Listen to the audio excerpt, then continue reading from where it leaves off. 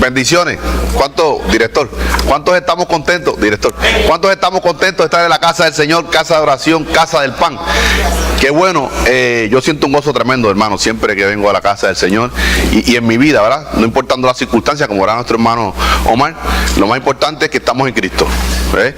Y que todo lo que nos pase, sí, todo lo que nos pase, a los que amamos al Señor, todo obra para bien. Y yo descanso en esa bendita esperanza de nuestro Señor, ¿verdad? Y saludo a nuestros hermanos de la internet, que siempre están pendientes a nuestros estudios. Me río, ¿verdad? Porque hay hermanos nuestros que nos escriben cosas fuertes a través de los correos electrónicos. Y cosas que nos duelen, ¿verdad? Hermanos nuestros, de que nos critican de por qué hablamos tanto del rapto de la iglesia. Hermanos, porque es nuestra bendita esperanza. Hay iglesias que no hablan del rapto, no hablan de la segunda venida, no hablan del infierno, no hablan del castigo eterno. Pero aquí en esta congregación, Primera Iglesia Bautista Hispana, predicamos la doctrina completa, que es desde Génesis 1:1 hasta Apocalipsis 22:21. Amén. Y esa es nuestra bendita esperanza, hermanos, que nos ven a través de internet.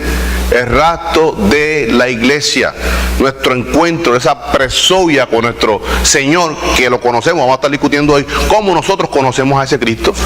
Y debemos trabajar, ¿verdad? Como hemos discutido en la clase, como si ese rapto fuera a ocurrir. Escuche, trabajar como si fuera a ocurrir de aquí a 100 años, entregado a la obra del Señor, consagrados en el servicio, pero viviendo, ese pero, ¿verdad? Pero viviendo como si fuese a ocurrir a cada instante. ¿Ves? Porque una carta que le escribe Pablo a los hermanos de Tesalónica era que no fueran vagos en cuanto a la obra. No, ustedes sigan trabajando como si eso fuera a ocurrir de aquí a 100 años.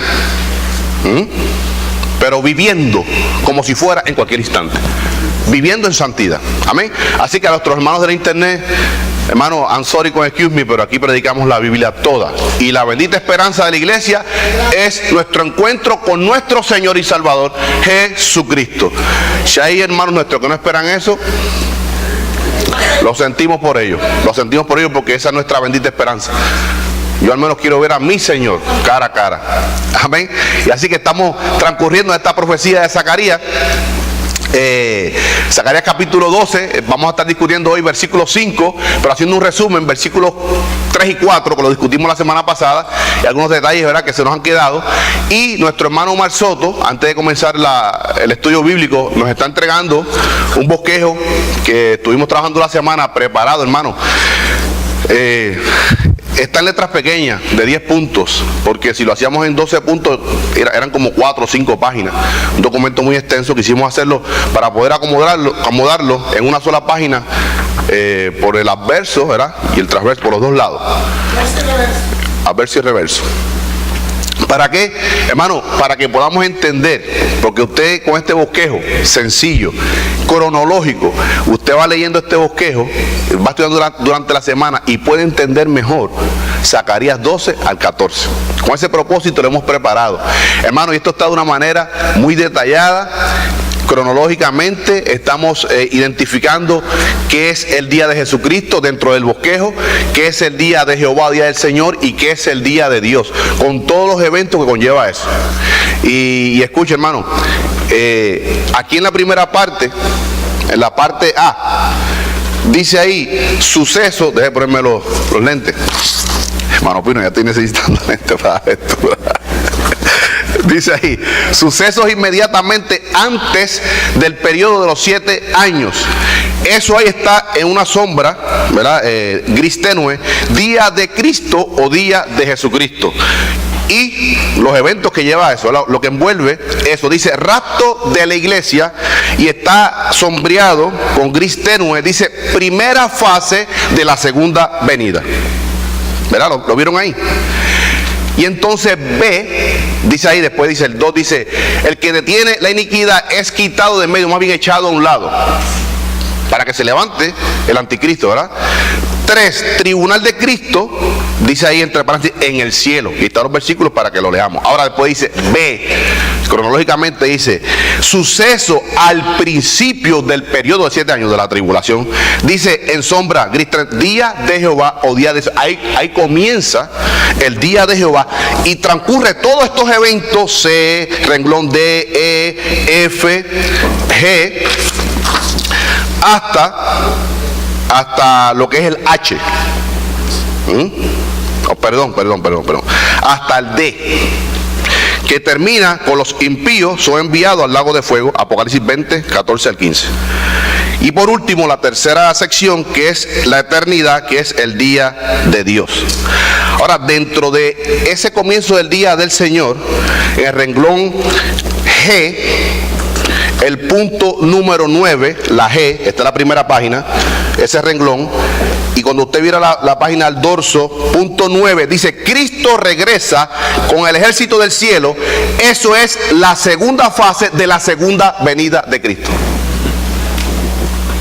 O sea, tenemos que entender, hermano, ¿por qué traigo esto? Porque tuve una conversación con un judío que quiere participar a través de la radio con nosotros, y él dice que me envió una tarjeta de que él es mesiánico. Y yo le hago una entrevista a este hombre, él está en Miami, le hago una entrevista vía telefónica, de que yo le hago una pregunta, hermano, le digo, señor, él se llama el rabino David Goffman, judío. Con usted decirme a mí que es mesiánico no me ha dicho nada. Con usted decirme a mí que usted es mesiánico no me ha dicho nada. La pregunta mía para usted: ¿usted es mesiánico que esperan todavía al Mesías? Todos los judíos son mesiánicos. Hay que ver qué postura tiene. ¿O usted, judío mesiánico, que creen que el que vino Jesucristo, ese era el Mesías que ustedes esperaron y rechazaron? Y me dice: muy buena pregunta me has hecho, hermano. Quiero que sepas de antemano que soy judío mesiánico cristiano. Usted es hermano nuestro. Yo creo que ese que vino, Jesús, era el Mesías que nuestro pueblo esperaba y nuestros padres rechazaron y mataron en la cruz del Calvario. ¿Ves? Tenemos que entender qué tipo de mesiánico es, porque hay judíos, todos son mesiánicos, que todavía están esperando al Mesías. ¿Ves? Tenemos que entender. Igualmente con la segunda venida de Cristo. La segunda venida es un evento en dos fases: rapto de la iglesia, primera fase, y segunda fase, lo que hay unas palabras en griego, hermano, que es presoia. Rapto es una presoia. ¿Ves? Una venida para el encuentro con quien le conocemos, con su iglesia. O sea, yo espero, por eso les digo a nuestro hermano en internet, nosotros esperamos el resto de la iglesia a Cristo porque lo conocemos. Número uno, por la revelación en la Escritura en el Antiguo Testamento. Número dos, por la doctrina cristiana apostólica del Nuevo Testamento. Y número tres, más importante, por convivencia, por comunión con nuestro Señor. Porque mora en nosotros. Y entonces, como le conocemos, lo esperamos, ansiamos esa primera fase del rapto de la iglesia. Pero los judíos, la segunda fase, que es la segunda venida, esa segunda fase, que ya no es presoia, ya es apocalipsis, revelación, no solamente para los judíos, sino para las naciones y los impíos de todos los tiempos. Y es donde todo ojo, hermana, la vida, todo ojo le verá. Pero en el rapto no todo ojo le verá. Por eso habrá confusión, hermano Pino, ¿verdad? Que sus vecinos dirán: ¿dónde está Pino? Que se pasaba hablándonos de Cristo.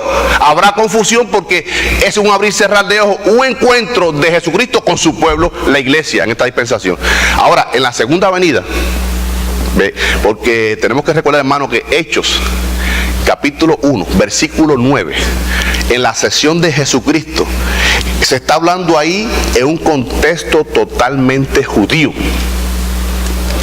Es el mismo que ustedes vieron partir, que sus plantas de sus pies se despegaron de aquí del monte del Olivete, el monte de los Olivos, así mismo regresará y aquí mismo se sentará. Está hablando, hermano, de Zacarías 14.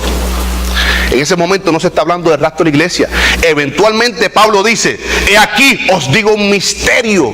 No había sido revelado, hermano, lo que era el rapto de la iglesia, y por tanto los judíos y algunos hermanos nuestros no pueden entender lo que es el rapto y lo que es esa segunda fase de la segunda venida, cuando será una revelación apocalíptica para que todo ojo le vea. Pero dentro de esa humanidad que hay una humanidad que le espera a él.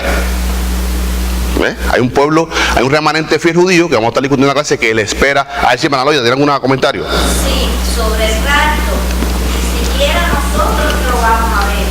Dice que nosotros oiremos la voz del buen pastor, como él llama a sus ovejas, posiblemente nos llame con el nuevo nombre, Entonces nosotros oímos su llamado y vamos a hacer. Pero sí, ahí sí vamos a verlo cara a cara. Entonces nos encontraremos con él en la nube y él nos presentará una iglesia sin mancha y sin arruga. O sea, pero eso es, escuche, una fase, un evento privado para con su iglesia. Y habrá confusión. Hermana Yolanda, sus vecinos dirán, Dios, ¿dónde está Yolanda? Y habrá confusión porque no sabrá. Y yo me imagino, hermanos, en los noticieros, miles y miles desaparecen. Habrá confusión, pero en la segunda fase de esa segunda venida, que es cuando él se revela, ahí dice Zacarías 14, 1 al 4, que la planta de sus pies, referencia a Hechos 1:9, así mismo aparecerá en el monte del Olivete y pondrá sus pies y entrará por la puerta de oriente, la puerta dorada a Jerusalén. Hermano, para lo que estamos estudiando ahora, Zacarías 12, 13 y 14. Y por eso este bosquejo usted lo estudia detalladamente con las citas bíblicas y puede entender el plan de Dios dentro. Hermano, Dios tiene control de todo lo que pasa en la humanidad. Si Él es creador de todo, Él no está allá en la estratosfera, allá sobre el tercer cielo, que todas las cosas transcurran aquí en la tierra, no tiene nada que ver con eso. No, Él es soberano y Él tiene el control de todo. Y Él tiene un plan y Él lo va a cumplir. Tenemos que entender eso. Ahora tenemos que entender, ubicarnos en la palabra de Dios y no hacer como muchas personas. Yo a veces escucho la radio, otras emisoras, y hacen lo que se conoce teológicamente anacronismo, profecía fuera de tiempo, y tenemos que tener cuidado con eso. O desfasan. Desfasan. Yo discuto esto, hermano, porque tenemos que entender esto muy claramente, que la segunda venida es en dos fases: rapto de la iglesia y la segunda fase donde Él viene personalmente para actuar, personalmente para enjuiciar a las naciones y el Israel incrédulo y la salvación a los que le esperan, a ese remanente fiel, para cumplir las promesas que Él hizo a Abraham y David para con su pueblo Israel. ¿Ve? No sé si he sido inteligible, me he dado a entender. Igualmente, un ejemplo con esto, hermano, es la resurrección. Resurrección son dos. Escuchen. Primera resurrección se divide en tres fases. Resurrección de los que son de Cristo en el rapto de la iglesia. Segunda fase de esa primera resurrección, la resurrección de los santos del Antiguo Testamento. Tercera fase de esa primera resurrección, los decapitados, los mártires de la tribulación. Esas tres fases comprenden una sola resurrección. No podemos decir, no, hay una, dos, tres. No, es una en tres fases. Y la segunda resurrección es la que al final, Apocalipsis 20, 11, 15, donde se levantan los impíos de todos los tiempos no para salvación, es para ser enjuiciados. ¿Usted levantó la mano, hermana Nilda? No, aquí igual. Hermana Lucía. Sí, porque se me funda mucho, porque yo tengo una patimena. Ajá. La primera resurrección, leí el hilo de la primera resurrección. Son dos resurrecciones. Sí, yo Primera y segunda. la primera. Pero la primera resurrección en tres fases. Sí. Primera fase, los resucitados, los muertos en Cristo, en el rapto de su iglesia. Pablo dice, los muertos en Cristo resucitarán primero. Luego nosotros, los que vivamos, yo espero vivo, seremos transformados. Mi hermano Pablo lo esperaba en aquella iglesia primitiva y yo lo espero hoy, vivo. Pero Pablo también dice, para mí, ¿qué dice? El vivir es y el morir, ganancia. Si cuando llegue estoy vivo, gloria a Dios. Si estoy muerto, gloria a Dios. Porque el fin es estar presente a mi Señor por su gracia, por su amor y por su misericordia. Entonces, hermana, esa primera resurrección está en tres fases. Rapto de la iglesia, los que son de Cristo. Segunda fase, que se cumple en la segunda fase de la segunda venida, cuando Él venga, hermana, personalmente serán resucitados los santos del Antiguo Testamento. ¿Para qué? Usted lea Daniel 12, dice, Daniel, tú no entiendes la profecía, sigue escuchando lo que te estoy dando. Escribe, y tú irás, terminará tu ministerio y vas a morir. Esto es parafrase, hermano, a mí esto me da tremenda emoción. Pero Daniel, tú morirás, pero yo, Jehová tu Dios, te levantaré cuando yo venga en mi segunda venida y te daré tu heredad. Aleluya. A Daniel.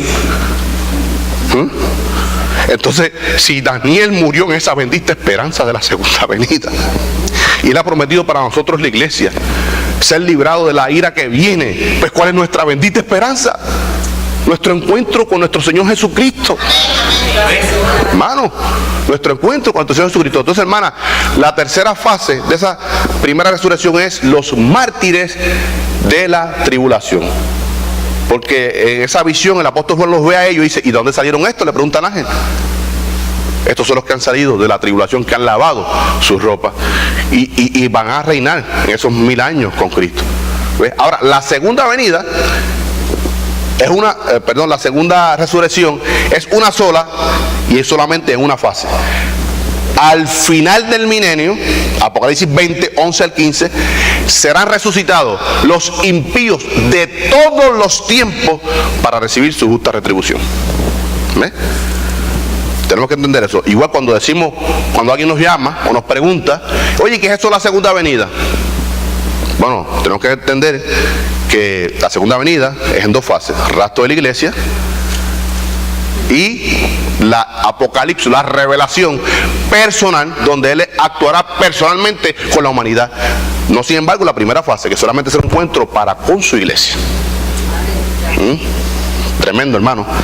Y tenemos que entender esas cosas para poder entender, sobre todo la profecía escatológica y lo que estamos entrando. Por eso preparamos este bosquejo, para que usted vaya estudiando y pueda entender lo que estamos dando en la clase, hermano, porque queremos ser lo más inteligible posible, ¿verdad? Estamos discutiendo la clase. Lo más importante es que salgamos de aquí sabedores de lo que estamos estudiando, dentro de un marco bíblico, ¿verdad?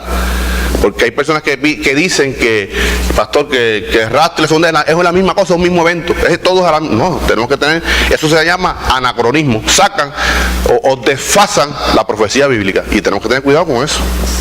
Porque la Biblia es totalmente clara. No sé si me da a entender con esto, ¿verdad? Para que podamos estudiar, hermano, y crezcamos en el conocimiento de Dios. Ahora, vamos a hacer un repaso muy breve de los dos versículos que discutimos la semana pasada, para si hay preguntas, comentarios, podamos discutirlo. Y ahí comenzamos con el versículo número 3, que decía: y en aquel día yo pondré a Jerusalén por piedra pesada a todos los pueblos, todos los que se la cargaren serán despedazados, bien que todas las naciones de la tierra se juntaron o se juntarán contra ella. Dice ahí, todas las naciones. Otra cosa que quería aclarar, hablamos la semana pasada, porque fue un comentario que nos llegó a través del internet. Yo personalmente no tengo nada en contra de este país de Estados Unidos. Número uno, porque soy ciudadano americano. Número dos, porque vivo, trabajo en esta nación. Y mi pequeña islita pertenece a esta nación. Por más que usted lo quiera poner como quiera, pertenecemos a esta nación. No, lo que yo estoy diciendo es que proféticamente, hasta el día de hoy, esta nación está ayudando a Israel, porque hay un remanente fiel aquí, que es la iglesia.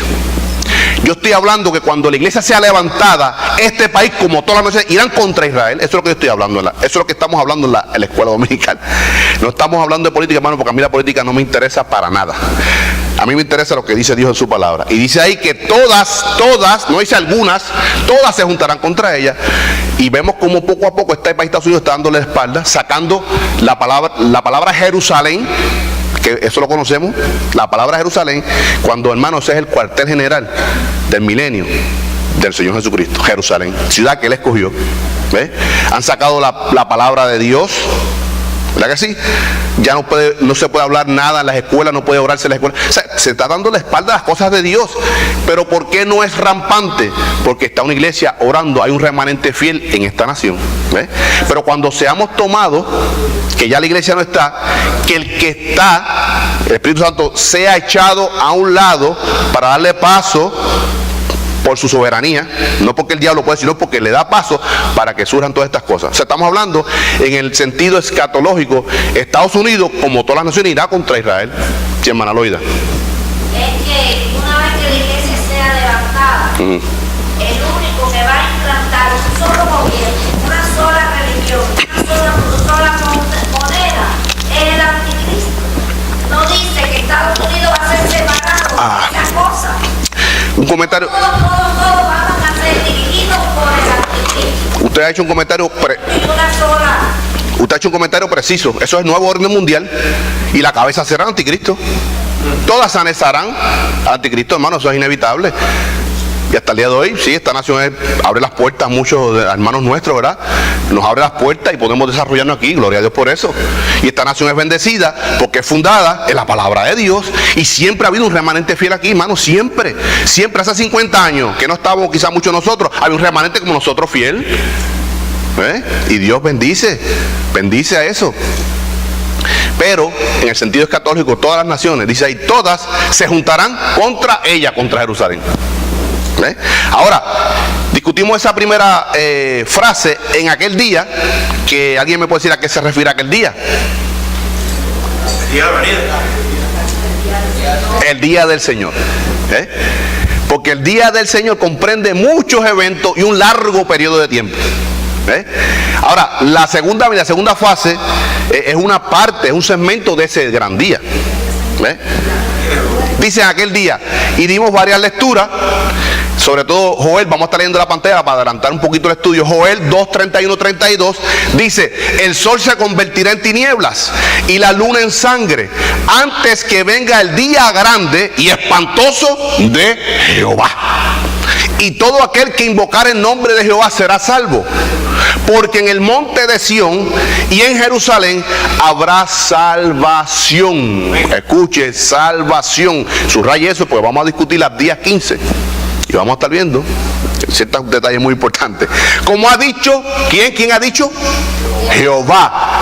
Y entre remanente, subraye esto, hermano, y entre remanente al cual él habrá llamado. La salvación es por gracia, no por obra, para que nadie se gloríe. A quien él, dice, habrá llamado. Ese es el día de Jehová, cuando él hará trato personal con la humanidad. También estuvimos discutiendo Amós 5, o más bien dimos para lectura en su hogar, Amós 5, 18 y 20, aquí en pantalla. Ay de los que desean el día de Jehová. ¿Para qué queréis este día de Jehová? Amós está hablando a un pueblo rebelde, a un pueblo desobediente que deseaban el día de Jehová. Y Amós le dice: ¿para qué ustedes desean el día de Jehová? Como hoy hay días gente de la iglesia, ay Señor, ven pronto, pero viven la vida como les da la gana. ¿Para qué quieren el rastro de la iglesia? Para ser dejados.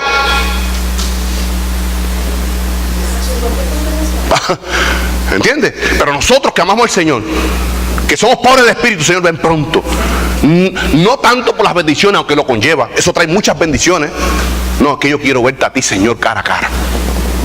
Quiero estar delante del que me salvó. No que te siento en mi vida, que tú operas en mi vida, en nuestras vidas, hermanos, todos los hijos de Dios, sino porque te veré cara a cara. Dice: será de tinieblas y no de luz, como el que huye de delante del león. Escuche esta figura, este lenguaje figurado. Como el que huye del león y se encuentra con el oso. Te libras del león, pero te encuentras con el oso. Escuche. Como si entrar en la casa, o sea, evadiste al oso, pero cuando entras en tu casa y apoyares la mano en la pared y lo muerde una culebra. ¿No será el día de Jehová tinieblas y no luz, oscuridad que no tiene resplandor? O sea que el impío no escapará.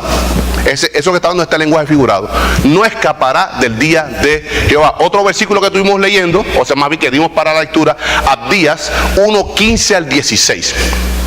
Dice Abdías 1:15 al 16: porque cercano está el día de Jehová sobre todas las naciones.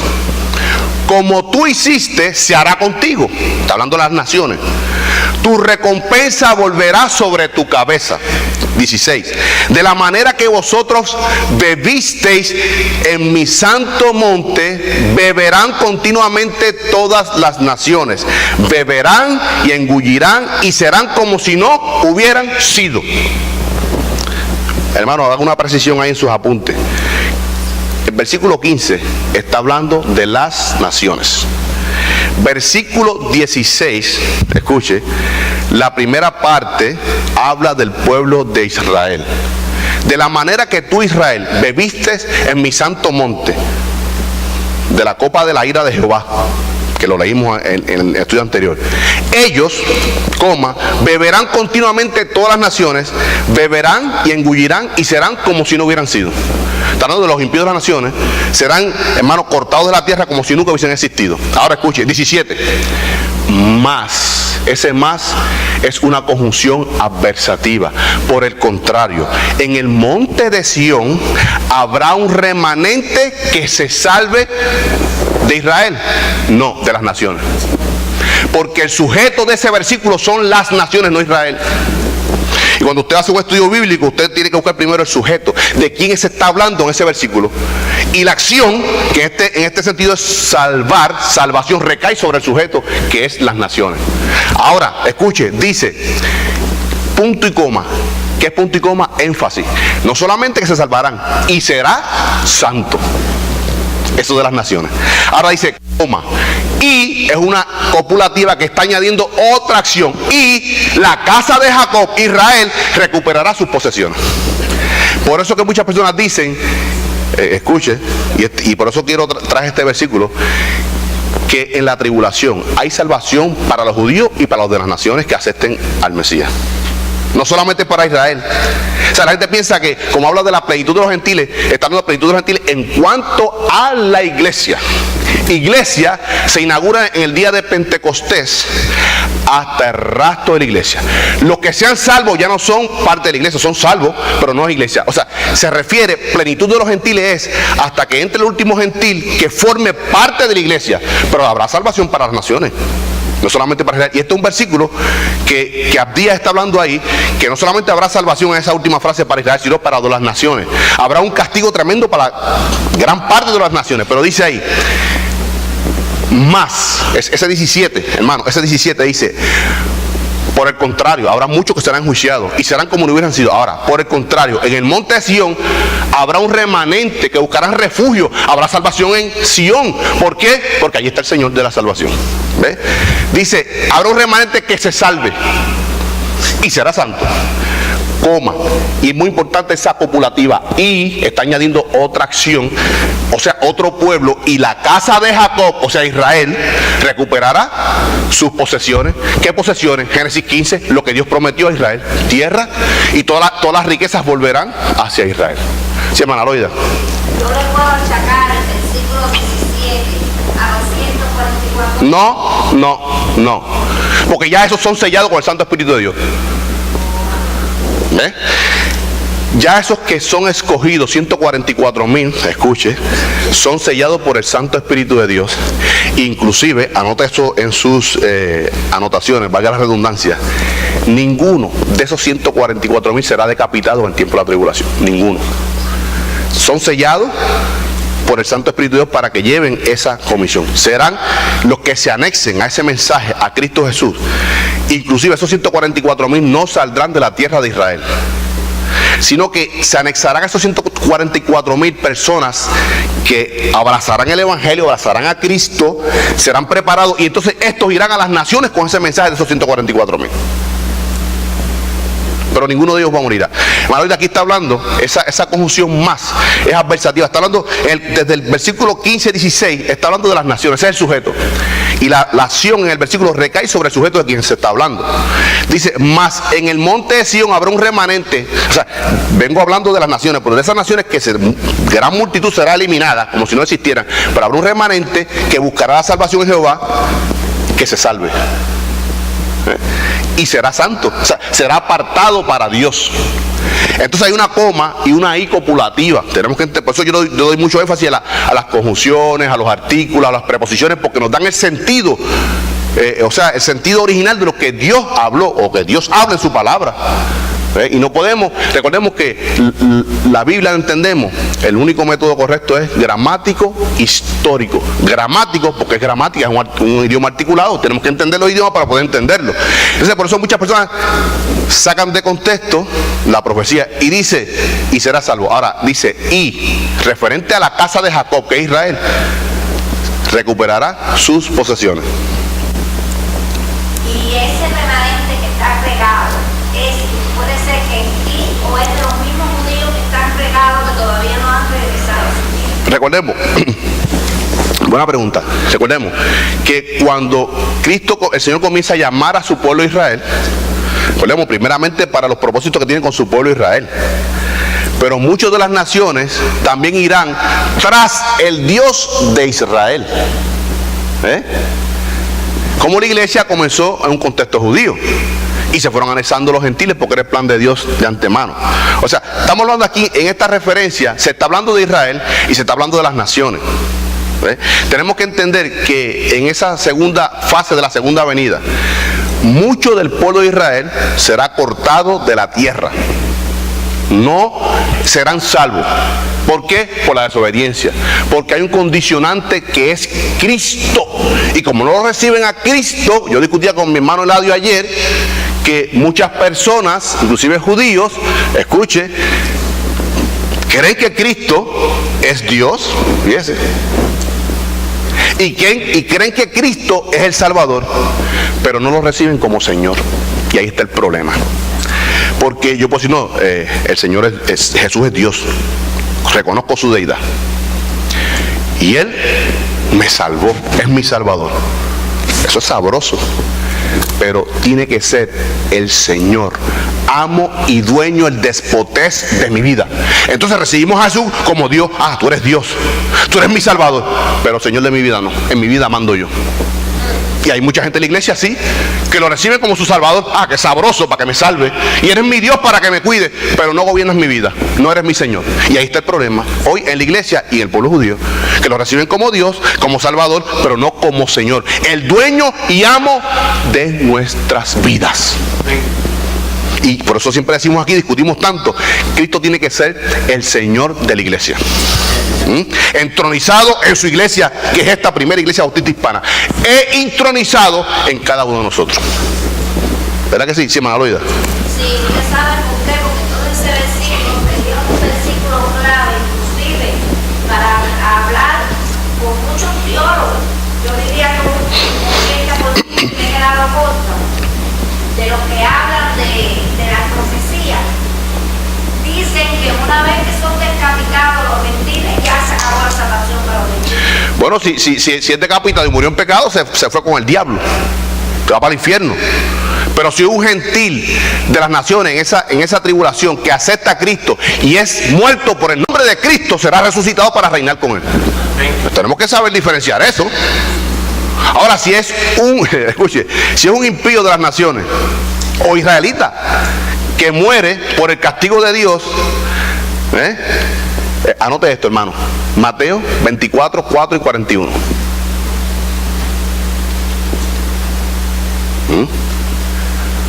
Y anote como referencia cruzada, o póngale CP, compárese con Lucas 17, 37.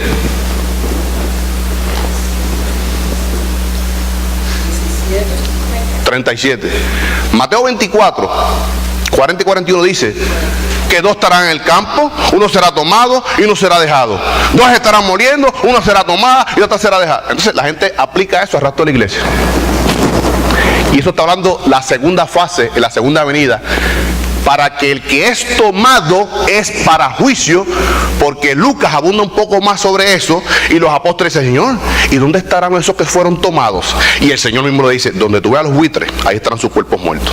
O sea que el que es tomado es para destrucción, no para salvación, y los que son dejados en esa segunda fase de la segunda venida es para que entren al reino milenio, son los salvos. ¿Ves? ¿Ve cómo la gente desfasa la profecía? Sí, hermana Ginny. Exacto. Ahora, en el rapto de la iglesia, los que sean tomados, dice en el griego arpazo, traspuesto, movidos de un lugar a otro, ¿es para qué? Para salvación, hermano, para esa vida eterna y sobre todo estar presente a nuestro Señor. Y los que son dejados es para que pasen por el periodo de purga de la tribulación. ¿Ve? Ve, hermana Loida, esos que se queden, por eso que ese bosquejo dice que después del rapto, que ya Cristo está con la iglesia en el cielo, y está el bema, lo que es el tribunal de Cristo para nosotros la iglesia, otorgamiento de recompensa, ¿verdad? Pero en la tierra seguirán los sucesos, que es la tribulación, y muchos que estaban en la iglesia, que externamente eran cristianos, pero no internamente, serán dejados y pasarán por ese periodo. Y muchos de ellos sí recibirán en ese tiempo salvación. Porque muchas personas dicen que el que es quitado, o sea que cuando se va la iglesia se va el Espíritu Santo. Porque el Salmo 140, lo leímos aquí, dice que Él restaura todo. Muere un animalito y Él lo restaura con otro animalito. Y en el tiempo de la tribulación habrán animales que se estén muriendo y naciendo. Y entonces, ¿cómo, en qué poder van a predicar esos 144.000 si no es el poder del Santo Espíritu de Dios? Entonces, ¿sería por su propia fuerza? No, es por el poder que tenemos nosotros, que podemos hablar de Cristo, somos testigos de Cristo, ¿verdad? Como yo digo, que no importa que estén de acuerdo con nosotros o estén en desacuerdo, nosotros nos mantenemos en la roca que es Cristo. Y ese poder no es suyo ni mío, es el poder del Espíritu Santo que nos da ese poder para ser testigos. Sobre todo, ese bautismo del Espíritu Santo, Hechos 1:8, era primordialmente, es para que me seas testigo. No es para hacer show, no es para que estés sanando haciendo show, no, es para que tú me seas testigo. Por eso el Señor le dirá: no, en tu nombre echamos demonios fuera, sanamos los enfermos, y a campaña y se convertían tanto. Apartaos de mí. Pero ese nunca os conocí es porque nunca me fuiste testigo.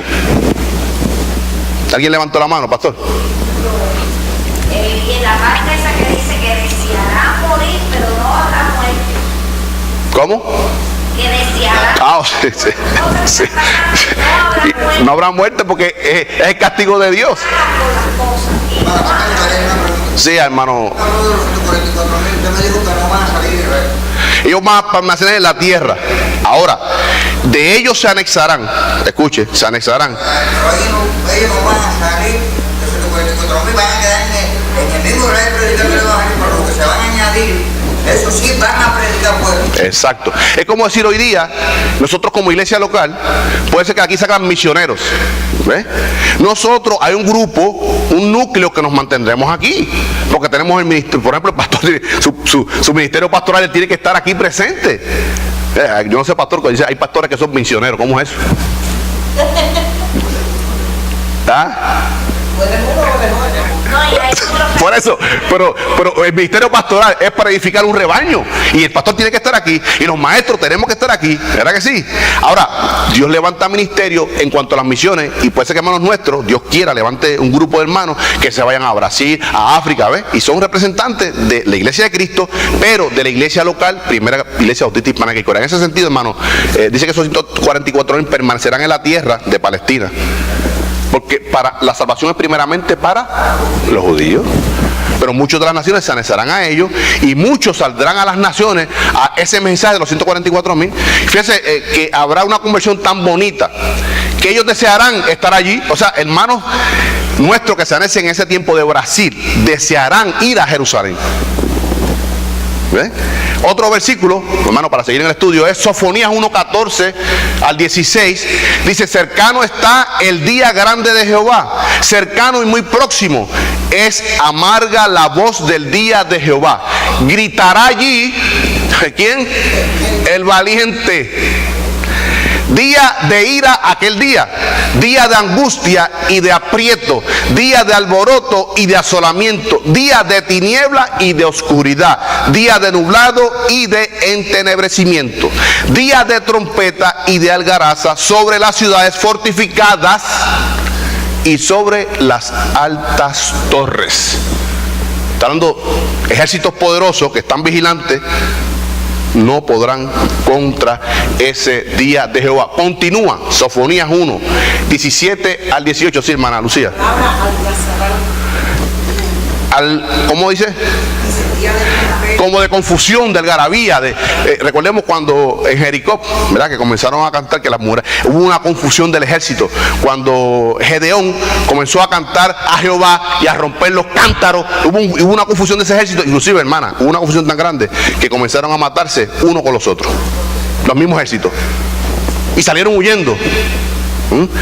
Que nuestro hermano Omar trajo un comentario sobre la guerra del 1967. Dice que cuando Israel barre con el cuerpo aéreo de Egipto, Entonces Egipto los reta con los tanques, seguro, si los doblaban también en tanques, los egipcios. Y hicieron una batalla en el Sinaí, en el desierto del Sinaí. Y esto es trascendental para su pueblo porque ahí se encuentra Cades Barnea, donde acampó Josué para tomar posesión de la tierra prometida. Y dice que cuando venían el ejército de Israel, que se encuentran, y algunos hicieron frente, pero cuando el ejército de Israel continúa, ve que esos tanques no responden el ataque. Encontraron tanques prendidos y dejados solos. Y sobre las trincheras, Egipto llorando como niños. Confusión, porque es el pueblo de Dios, que Dios está en el 1967, hermano, hace 50 años atrás, el poder de Dios. Ahora, Sofonías, o sea, algarazas, esa confusión, un corre y corre de aquí para allá sin dirección ninguna. Entonces ese punto es sobre la guerra Armagedón. Guerra Armagedón. Por eso estamos hablando que este Zacarías 12, 13 y 14 está hablando del apocalipsis, la aparición de Jesucristo para un trato personal con la humanidad. Dice Sofonías, seguimos Sofonías 1, 17 al 18. Continúa. Y atribulará a los hombres y andarán como ciegos, porque pecaron contra Jehová. Ahí está señalando sobre contra quienes vienen, contra quienes, contra los desobedientes, los que pecaron, pero los que le esperan, como nosotros hoy día, que esperamos a Jesucristo. Romanos 8, 1. Ninguna condenación hay para los que están en Cristo. Igual ese remanente fiel no experimentará toda esa destrucción, porque es el pueblo de Dios, Él lo protegerá. Dice, y la sangre de ellos será derramada como polvo, y su carne como estiércol, como nada. Ni su plata, aquí vamos, ni su plata, ni su oro podrá librarlos del día de la ira de Jehová. Pues toda la tierra será consumida con el fuego de su celo, porque ciertamente destrucción apresurada hará de todos los habitantes de la tierra. Muchas personas se burlan de nosotros, de que ustedes predican que si Cristo, que si viene a juiciar, y Cristo, y desde cuándo están predicando eso. Y Pedro habla eso en su carta, ¿verdad? Escuche, lo que pasa es que nuestro Dios es misericordioso, tardo para la ira, pero en su momento derramará su ira, y Él en ese derramamiento de su ira será glorificado porque Él es Dios. Él quiere que todos procedan al arrepentimiento. Él no quiere la muerte del impío.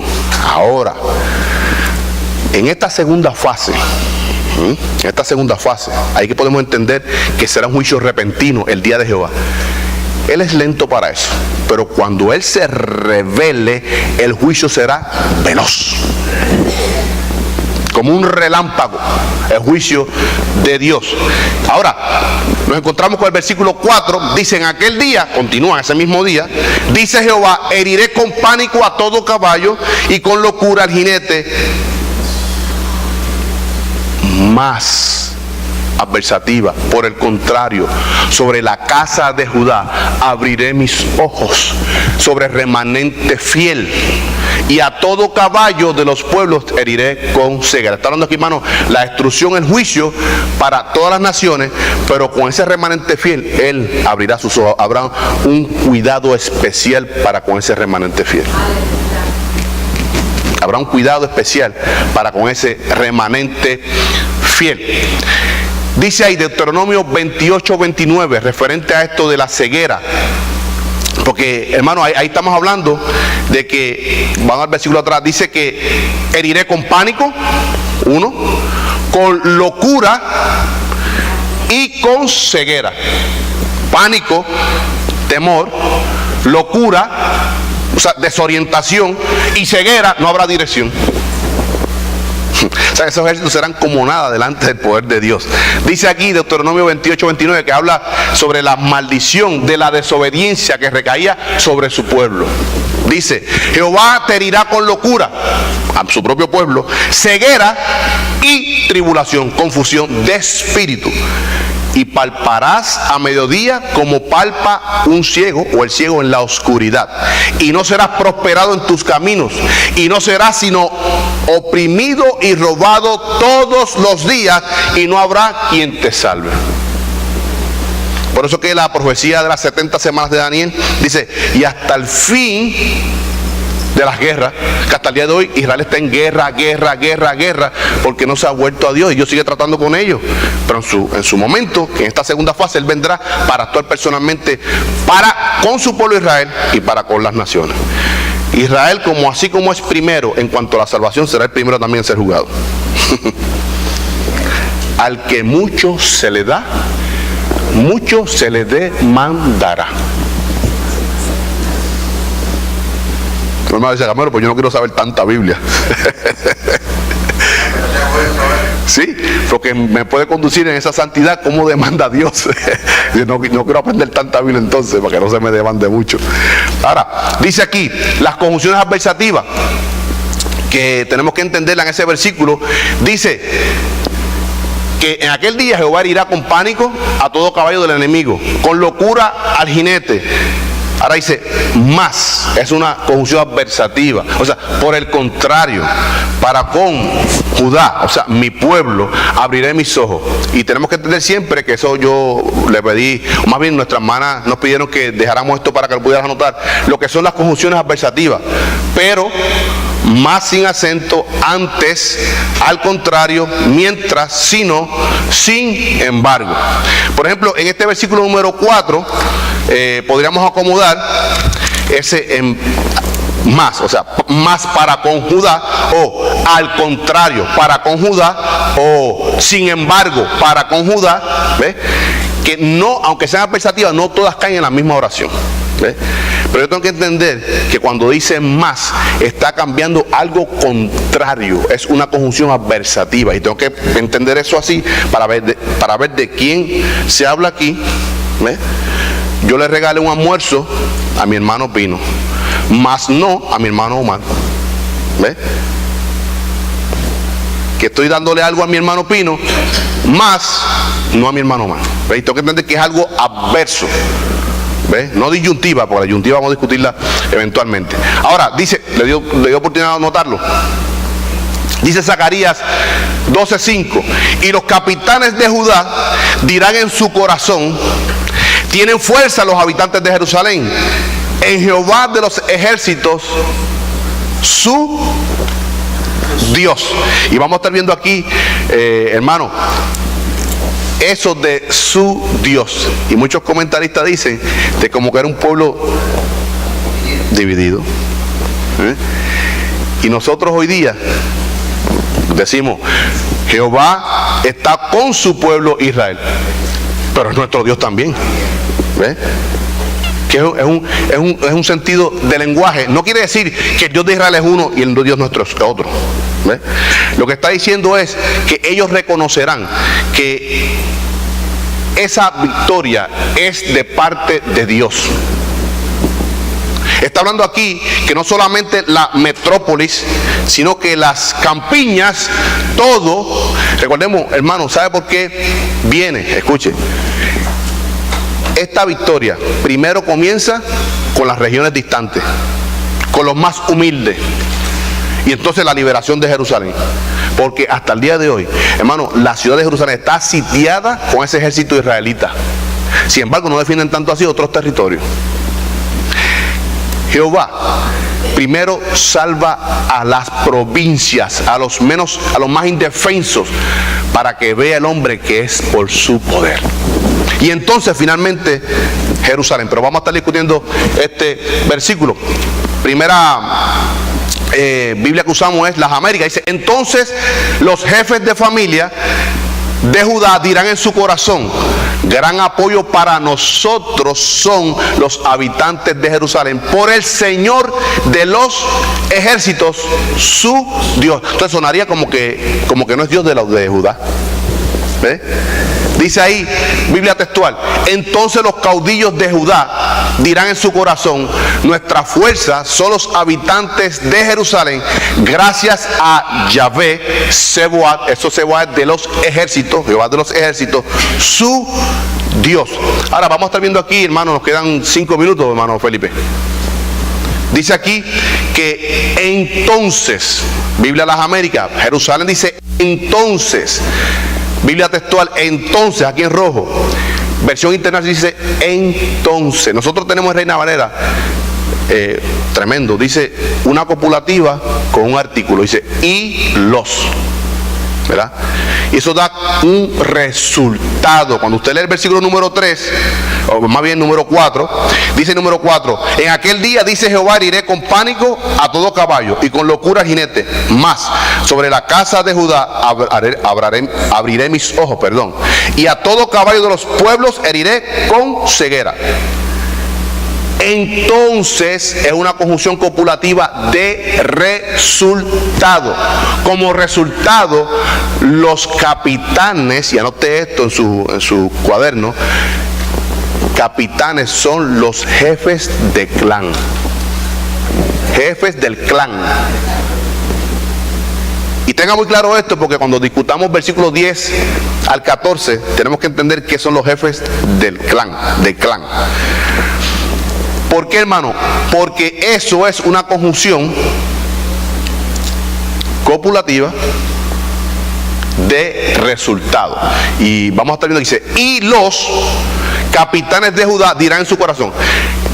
Lo más correcto sería, entonces, debido a eso, entonces los capitanes, los jefes de clan de Judá, del territorio de las campiñas, no de Jerusalén, no de la capital, dirán en su corazón, ¿ve?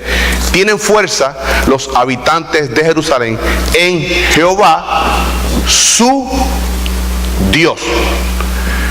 No está hablando aquí, hermano, de que no es el mismo Dios de Judá, el mismo Dios de Jerusalén. Vamos a estar leyendo un salmo donde se habla de Dios como si fuera de ellos y no de nosotros. Y está hablando aquí los hijos de Coré. Es un salmo. Pero antes, dice ahí la segunda frase, dice, tienen fuerza los, artículo determinado, definido, los habitantes de Jerusalén. ¿En qué es su fuerza? En Jehová de los ejércitos, su, determinado, su Dios, que es nuestro Dios. Y esto está haciendo referencia, hermano, al Salmo 46, 5 al 7. Dice ese Salmo 46, 5 al 7.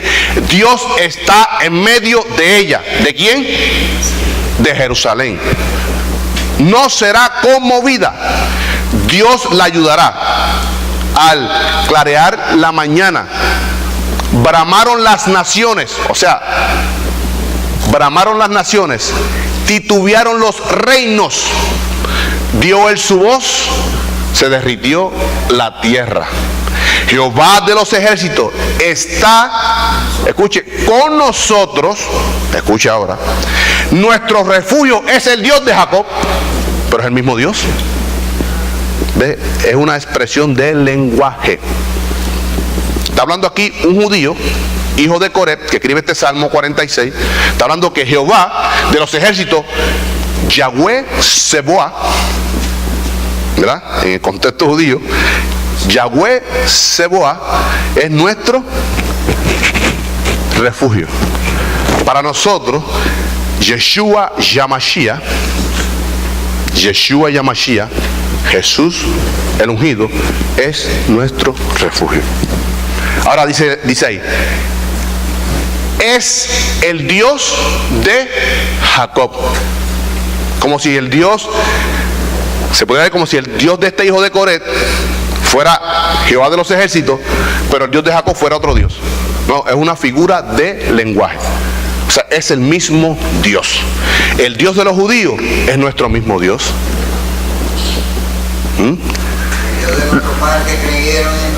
Ellos no pueden entender que nuestro Dios, su Dios, es un Dios en tres personas: Dios Padre, Dios Hijo, Dios Espíritu Santo. Y ese Yeshua Yamashiach, Jesucristo, Jesús de Nazaret, por eso el libro de los Hechos 1:9 dice, escuche, el libro de los Hechos dice, ese mismo Jesús, nombre de hombre, ese mismo Jesús regresará como ha sido oído. Y sus plantas de sus pies, de Yeshua Yamashiach, tocarán el monte del Olivete. Y entrará, y ese Yeshua Yamashiach no es otro que Jehová, hombre glorificado. ¿Cuántos dicen amén? Amén. Y ese es el Dios que espera Israel. Nosotros, y el pueblo de Israel se ampara mucho en el Salmo 46. Nosotros nos amparamos en el mismo Dios, Yahweh Sebuá para Israel, Yeshua Yamashiach para la iglesia, en que dice ahí, todo lo puedo en Cristo, todo lo puedo en Yeshua Yamashiach, que me fortalece. Hermana Lucía, rapidito para terminar. ¿Tiene un comentario? Por tanto, hermano, en este contexto está hablando de que las fuerzas o sea, la protección para con Israel es de parte de Dios. Todos reconocerán que es Dios que obró para con su pueblo. ¿Alguna pregunta, comentario rapidito para terminar el estudio?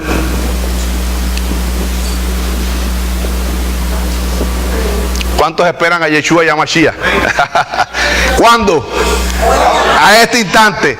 Pero vamos a continuar trabajando como si fuese de aquí a 100 años, pero viviendo como si fuese en cualquier instante. Dios quiera sea en este instante. Hermanos, nos ponemos de pies y oramos por la bendición de abrir las Escrituras y poder estudiar su santa, bendita y soberana palabra, y por lo que Dios tiene para con nosotros, hermanos. Reciba la palabra que usted va a escuchar hoy, que procede de Dios, y no solamente la escuche y la atesore en su corazón, sino que la aplique, yo el primero, a nuestras vidas. Oremos. Amantísimo Dios y Padre Celestial, venimos delante de tu presencia, Padre, en acciones de gracias por tu amor, tu infinita misericordia.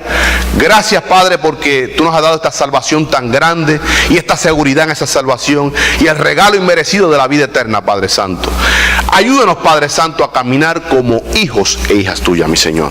Ayúdanos a caminar en santidad, en el poder de tu Santo Espíritu, Padre, para que nos dé la iluminación de entender tu santa, bendita y soberana palabra, para que nos dé el entendimiento cómo tenemos que adorarte, oh a ti, oh Señor, para que nos dé la dirección de cómo debe ser conducido el culto que tú demandas de tu pueblo, Padre, en cualquier dispensación, mi Señor.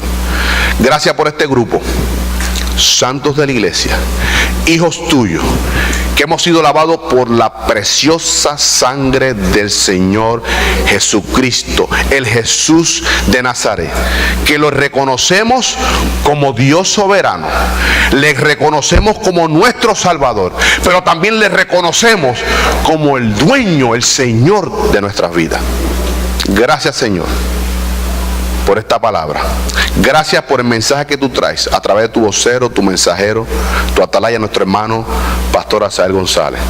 Que sea una palabra, Señor, una lanza que atraviese nuestra alma, mi Señor. Edifícanos, quebrántanos, mi Señor, y haznos caminar conforme como debe caminar un hijo de Dios. Gracias por cada hombre, cada mujer, cada niño, cada joven, no solamente de esta iglesia local, Padre, sino de tantos grupos como nosotros se han reunido hoy para rendir culto a ti. Hermanos nuestros, hijos tuyos, mi Señor. Gracias por ese espíritu que nos mantiene unidos. Un solo Dios, un solo Señor, un solo espíritu. Gracias, Señor, porque esperamos tu venida en esa primera fase. Esperamos a Yeshua y a Mashiach en el retorno para con su iglesia.